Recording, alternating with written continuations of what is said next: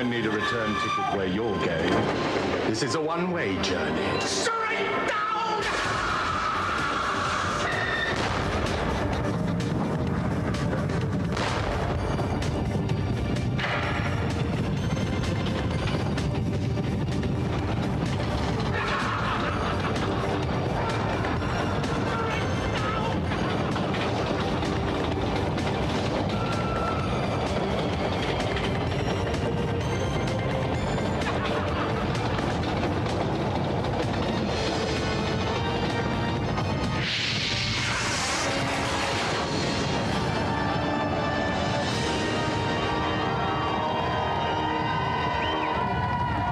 To hell. Now, we get a lot of bad press down here, but we're not just here for the nasty things in life like a blocked drain. And while we can't help you find a train for your boring dad or some Super 8 to video transfers for some old bird living in the past, we can guarantee you entry into the fun club. So, let your fingers do the walking up to Gamesmaster for the first challenge. My first challenge is on Bomberman 2 for the Super Nintendo. As in the previous Bomberman, we'll see our intrepid contestants attempting to send the best-laid plans of their opponents up in smoke. As usual, each player begins with the ability to drop just one bomb, but may power himself up by picking up the icons around him. It couldn't be simpler. And here to play the challenge, we have David Bradley, Matthew Hayden, and Charles Berry.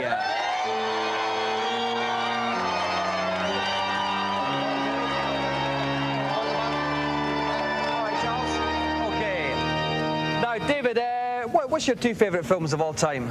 I like Bloodsport and Oliver's Alright. Two very similar films there. Yeah.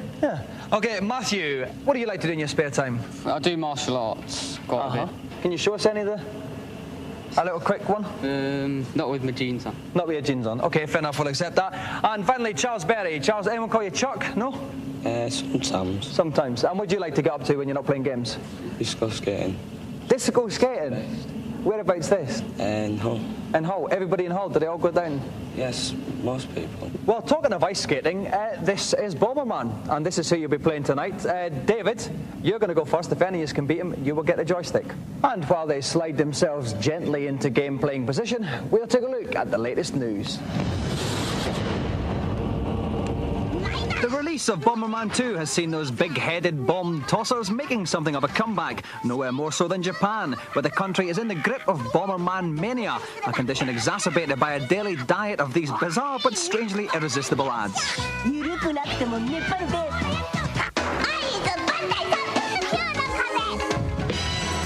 With the worldwide advertising campaign in full progress, Sega are claiming there are already more 32Xs in British homes than Jaguars and 3DOs combined. The latest batch of 32X games in development include Metalhead, which involves stomping around in an armoured robot blowing things up.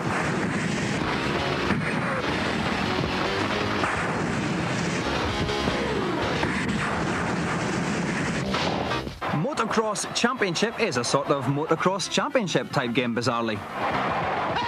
Hello, I'm Fred Couples. And this is 32X Golf, which includes all the shooting action one associates with the sport. I've got lots of guys, but I want a real man. Last week we showed you Virtual Girlfriend, and if that's not sad enough, a viewer has sent us in this travesty, Man Enough, a chatting up game. Here I'm looking for value in a guy, and you sound cheap. It's on my hard drive. And helping me out on Bomberman is Dave Perry. Dave, grey bandana, grey blue, serious bandana for a serious challenge? It's a very serious challenge. We've got the Bomberman actually here playing. Although he's playing Golden Bomberman in the game, he won't be allowed to use the power-ups that you usually get when you are made Golden Bomberman. And as you can see, he's going to be a formidable opponent. Right, okay. Best of luck then, 2 or 3 challenges. Whoever can beat Bomberman will get a golden joystick. David's going first. Best of luck to David and Bomberman. Off you go. Okay, David's in the black at the bottom right corner of the screen. Bomberman himself is the yellow in the top left-hand corner of the screen. Nothing's going to happen for a while, Dave. Nothing for a while. All they will do is they will casually start dropping these bombs, blowing away the bits of the wall, Unless, so they of course, can get to each other. Unless they get a glove, a power glove, which will let them throw the bombs over the top of the walls at their opponents.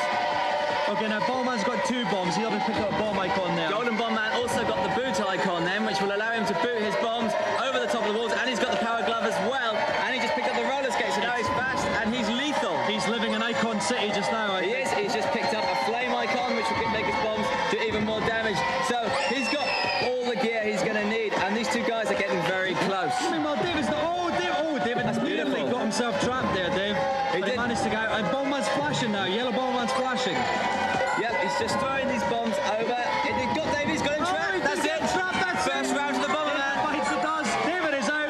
Let's make way for Matthew. Best of luck, Matthew. Off you go. Now, is there any lessons Matthew can learn from David's pitiful performance there? Really, just to watch out for Golden Bomberman. He really is good. And he's picked up 2 of those glove icons already, so already he could throw his bombs over the walls. And that's the way he caught David out. He wasn't expecting it, and he chucked them over him, and he panicked, didn't know where to go, and he got stuck. And we can tell Bomberman is loving every second of this. Just look at the smile on that face. Once again, he's picking up a lot of icons early on. He's got the boot icons, he's got multiple bomb icons. Now, this is crucial now. Now they can get through to each other, They can get to each other. Now they've got to be careful. It's so easy to walk into each other's bombs. Look at him kicking that bomb down.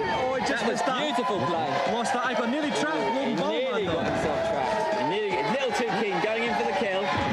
But now he's running. He's got a bit scared now, I think, Matthew. He's had his day. He thought he was getting a bit lucky. He thought he'd got Bomberman, and now Bomberman's coming after him, and that's a totally different kettle of fish. Oh no, the Skippy is going to go in time. No, he just stayed there. So Matthew bites the dust as well. Matthew, make way for Charles. And Bomberman's loving it now. He's raving, Dave. He's well excited. He can't contain himself, you can see it. Certainly can't. What an animal. Best of luck, Charles. Off you go. Okay, so once more, Charles is the black Bomberman in the bottom right, and Bomberman is the gold Bomberman in the top left. And we've seen some excellent play already, haven't we? He knows all the tricks. He certainly does. He knows how to control himself. Apart from his facial muscles, because they're working overdrive. But just now, when he foxed Matthew, he hung around waiting for Matthew. He lulled Matthew into a full sense of security. He stood by his bomb, hiding it, and then moved away at the last minute, and he didn't know where to turn. And you'd think the challenge would be learned by now. You can always tell when he's going to drop a bomb, because that big smile breaks out on his face. You know? He always gets a little bit excited. Now they're going to be able to reach each other. Now they're getting closer to each other. This is where the battle's going to start. They've got him in time. Charles is going to have to watch it. It's getting exciting because Charles has worked out how to throw his bombs as well. So they've both got all the tricks. The Bomberman's hurled one over the wall. My money's still on Super Bomberman. He's looking a bit too tasty. I think he's got all the contacts in the right places. He certainly does.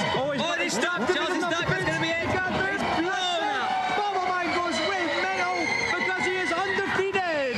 Round of applause for Golden Bomberman. Come on, Bomberman, in you come. Now, Bomberman, what can I say? I know you're a man of few expressions, but I can tell you're burning up inside, yeah? I thought as much. Round of applause, please, for our undefeated champion, Golden Bomberman! He is raving. Now, you three didn't do terribly well, actually, so I'm just going to ask you for one word in turn which describes your dismal performance. David? Boring. Matthew? Terrible. And Chuck? Horrible.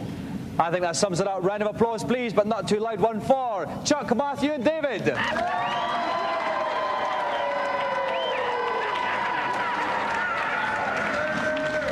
As our challengers depart once more to enjoy the unique sights and smells of our audience's cage, we'll take a look at today's reviews. First up, they're cute, they're wacky, they're a cartoon license. I hate them already. It's Animaniacs.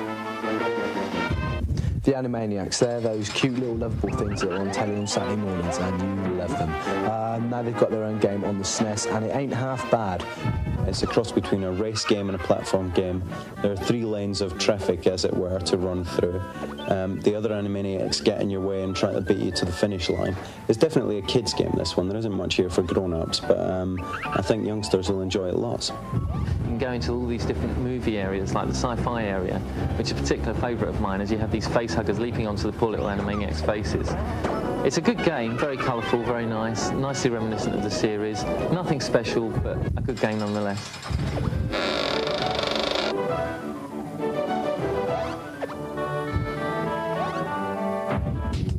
Next up, the greatest game in the history of the Western world, and that's official, Sensible World of Soccer. Sensible Soccer is the greatest football game of all time, and at last we've got an update. It's not in the gameplay department as you might expect, which is just as well because Sensible Soccer's always been perfect in the gameplay department, and I can't think of any way to improve that. What they've done with this game is to give you a whole load of management options. You can choose to be any team from anywhere, basically. First division right through to the third division from England, and so forth across all of like the European continent and South America. The primary feature of this new game is that it's got a management sim in it, but you don't have to play the management side at all. This is for people who haven't got Sensible Soccer, really. If you've already got the original, unless you're bonkers, you probably won't want this. But there are some sensible freaks out there, and I can imagine people buying both. Brilliant soccer game, possibly the best of all time.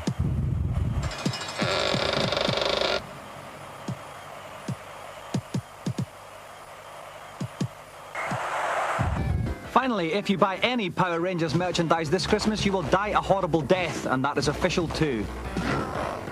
As a beat-em-up, Power Ranger isn't all that bad. It's easy to play, there's only 2 attack buttons, and there's some nice range of special moves.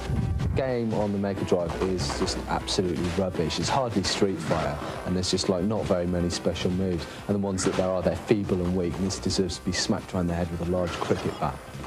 It's genuinely one of the worst games I have ever laid eyes on. The animation is awful, the graphics are terrible, the gameplay is tedious and repetitive. It is like Double Dragon on Valium.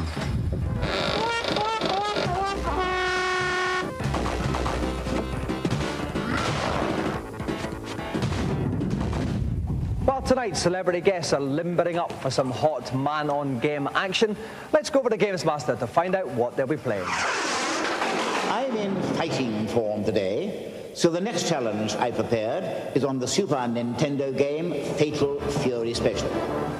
The 2 combatants I've selected, Big Bear and Wolfgang, are not the kind of people you could introduce to your mother, but they're pretty handy when it comes to a good old beat-em-up. As usual, players have 3 rounds to settle their differences. Playing this, we have 2 incredibly star guests. Please welcome from the world of WCW wrestling, Marcus Bagley and the Patriot, otherwise known as Stars and Stripes.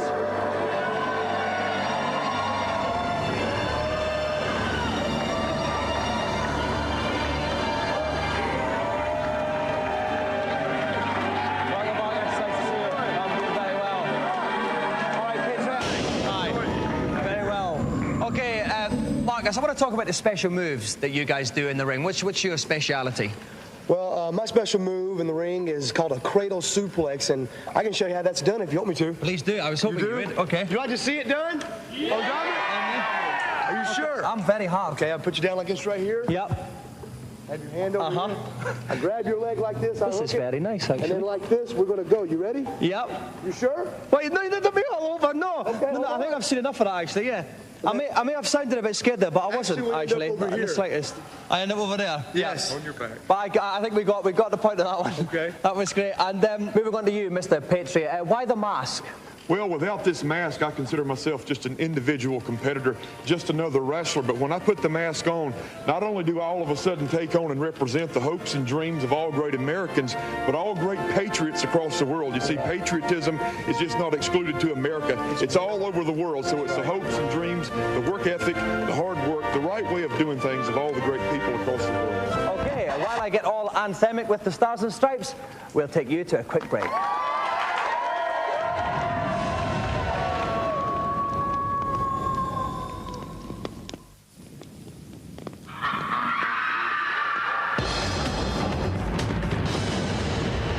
Back, we have the 2 most fearsome stars of WCW wrestling, Stars and Stripes, the tag team, with us tonight. With me in the comedy box still is Dave Perry. Dave, we've got some slightly misguided attempts at fashion here tonight, but enough about you. Tell us about the game. What kind of special moves have both the characters got? Well, Marcus is going to be playing as Big Bear. He's got all the power moves. He's got a German suplex. He's got a ground slam move. Well, the Patriot will be playing as Wolfgang, and he's faster, and he's got a nifty fireball. Okay, well, look out for those then.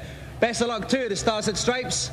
Let your battle begin. Okay, Marcus is Big Bear on the left-hand side, and the Patriot is Wolfgang Krauser on the right. You can see the energy bars at the top of the screen. I'd say that Big Bear slightly straight in the front. This is the ground slam from Big Bear. Oh. He slams Wolfgang down on his head, and that took some energy. And that's the fireball. From Wolfgang. Good big line. They're both standing off. I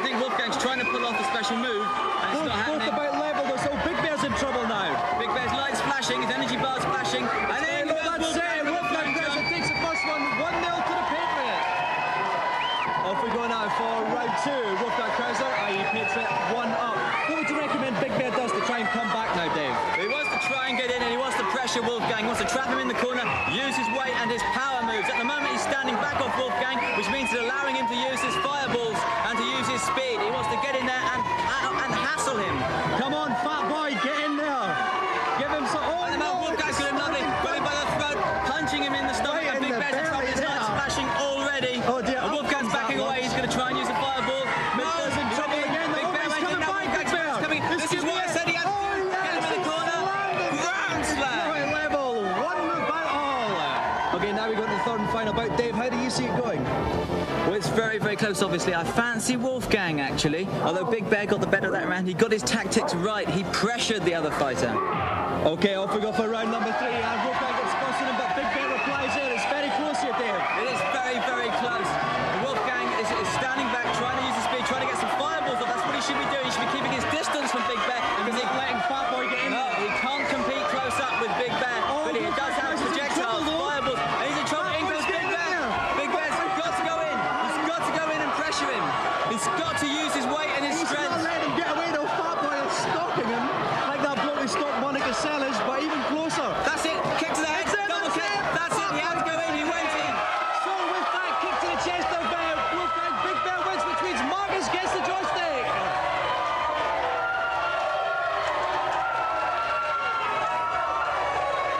Well done, Marcus.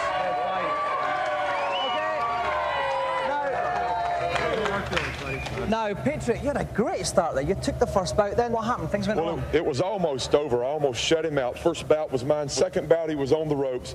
But just like the great competitor he is, that's why he's my partner. He came back, took second and third round. So he's the champ. He certainly was.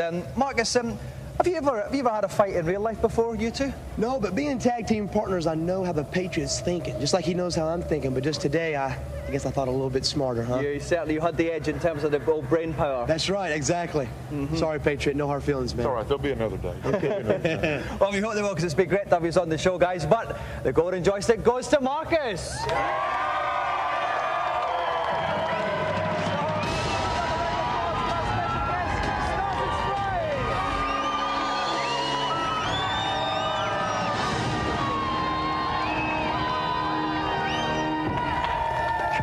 Boys will be boys. Now, I hear the wailing of spoilt brats everywhere. So now it's time to eradicate their ennui in the consultation zone.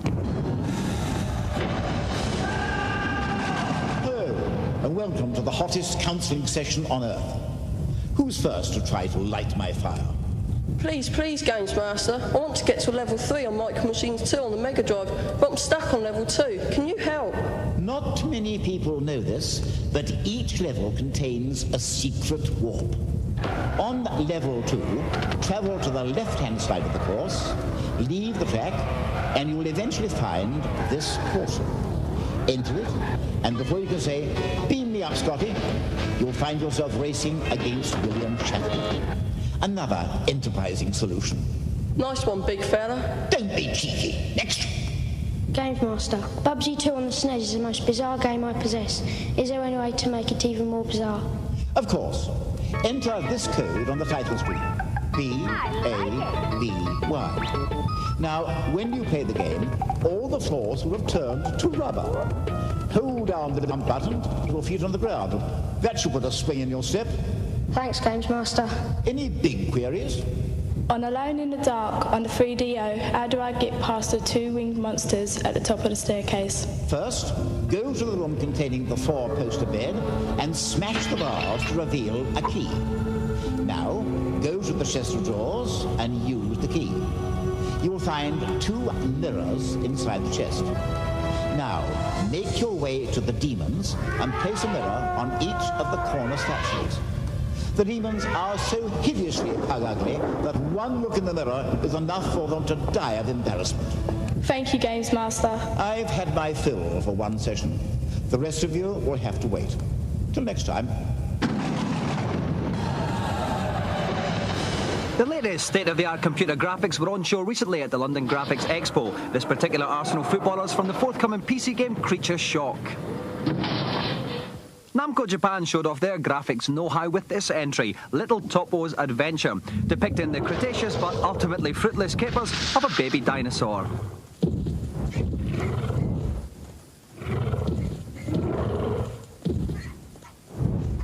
Go on, kill him. We have to watch it. Spotty! Be our scout, okay? Warn us if you see a frog. This sequence is an excerpt from Insectoids, a new computer-generated TV series developed in France.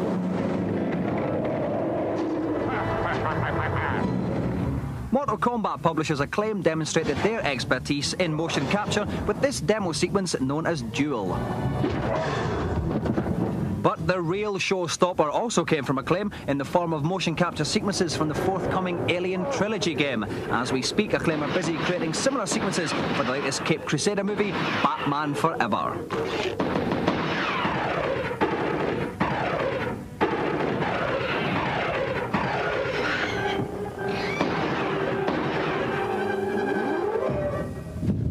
Now it's time to mince on up to Gamesmaster for the next challenge. Just because I'm feeling generous, I've decided to spoil you with this rather interesting feature.